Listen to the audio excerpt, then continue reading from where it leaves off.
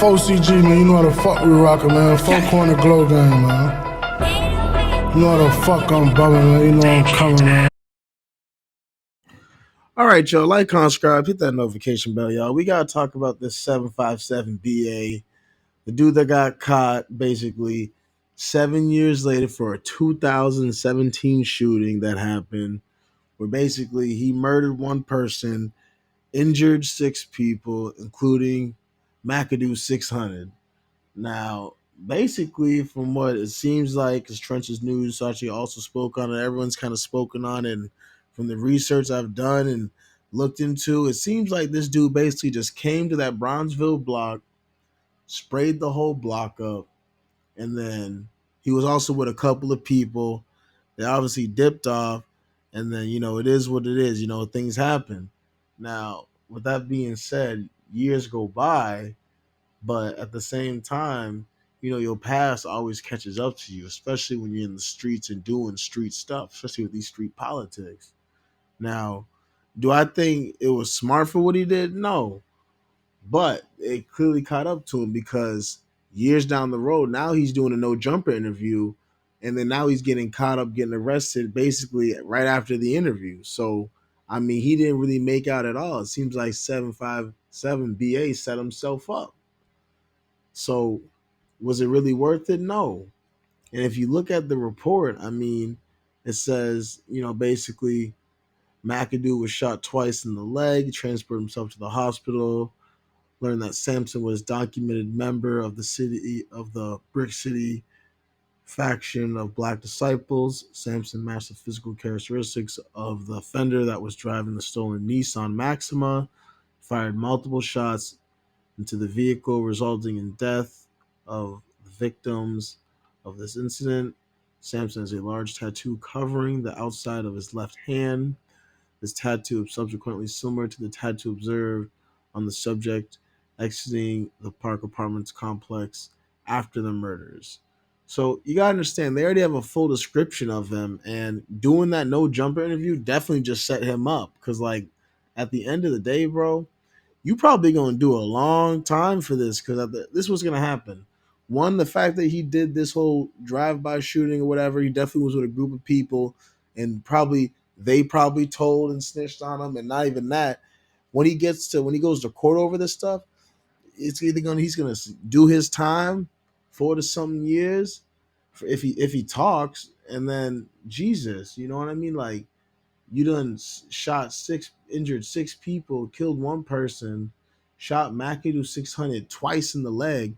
I mean, you gotta understand. And on top of it, you went on no jumper, and you basically said you basically can't fight, and you spoke on certain street things that you shouldn't even speak on. Like, I don't understand why these people go in front of the internet, right? Like, if you're doing illegal shit, street stuff, why would you go on a big platform like No Jumper and then put yourself out there, knowing that you've shot at people and done this and that, and there's definitely people still looking for you, and now you gave them now they know exactly where you are and what you're doing, and on top of it, they telling clearly you got picked up like it was nothing. And to be honest with you, a lot of these rappers and people in Chicago and people in these drill artists and savages, they be doing stuff, but then they be talking about it in their music, or they be talking about in these interviews, and all it does is just send them right back to the same spot, because at the same time, it's just setting yourself up. Now he's got to fight this case. And this is all over the internet. I mean, gosh, bro, this happened in 2017, and now they're picking it up. It's 2024, just started. And on top of it, you shot McAdoo 600, and no one. I bet no one really knew about that, but he was transported to the hospital and died after. So I mean, you got to understand, like, people, you don't know what's gonna happen, especially when you've done stuff in your past. It will always catch up to you at some point. I think that BA757 kind of set himself up, and no jumper, even with that thing too. Like, people need to stop talking about their business on certain platforms, especially big platforms like No Jumper or Album 22, because they're looking for straight content. They don't care if you got a case or what you got going on.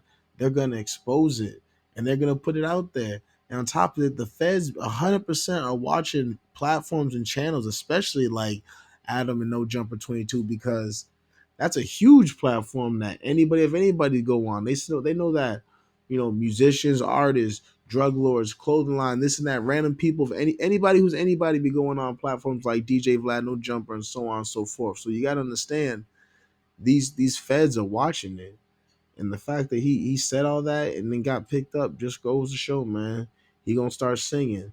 So I'm telling you, he's either gonna squeal and speak, or he's gonna do his time. And the fact that they got his face, Antonio Dickerson, all over the internet for doing this stuff, I mean, it's not looking good, y'all. And on top of it, like, like shooting random people. Like, not they're not random people, but like, you shooting your gun wild and you hitting people randomly at some point. That's also the problem in Chicago. There's more people that are innocently getting hit than the people they trying to hit. And that's a huge issue, like with people doing these drive-bys and hits. And it also just goes to show that, like I said, your past will always catch up to you. I think right now 757 BA is probably thinking to himself that he fucked up. I think that he probably regrets doing that no jumper interview. I don't think it was probably worth it, regardless of whatever exposure or clout he thought he was going to get from it. The people that snitched on him and got him arrested, whatever they think he's got going on, if they think he like got some internet fame or got some big money coming his way from getting on no jumper, he ain't got nothing going on, because the only thing that dude did was just go on a big platform and put himself out there to just get noticed, to get arrested, and his past just haunted him. And as you see, it caught up right up with him. So a lot of these Chicago drill artists and just street niggas is really doing the right thing, and they're really getting caught up. That's the truth. And there's no way he can come back from this, straight up. And you have to understand, when he gets to that court, like I said, it's gonna be two options. He's either gonna do that time, or he's probably gonna have to snitch and say something, or give up somebody, or say something. That's the only way that's just gonna work. Or I don't know, maybe beat off some of them charges, but it's not looking good for 757 BA. He's all over the Chicago news. So you guys let me know what you guys think in the comment section. Like, comment, subscribe. We got more content coming soon. And also, if you haven't, check out GloCartel merch. We got deals and promos going on the clothing line, and we're also doing deals and promos also for promos and uploads. And also check out our membership. If you haven't, we got good packages on that. Like, comment, subscribe, stay posted. We got more content on the way.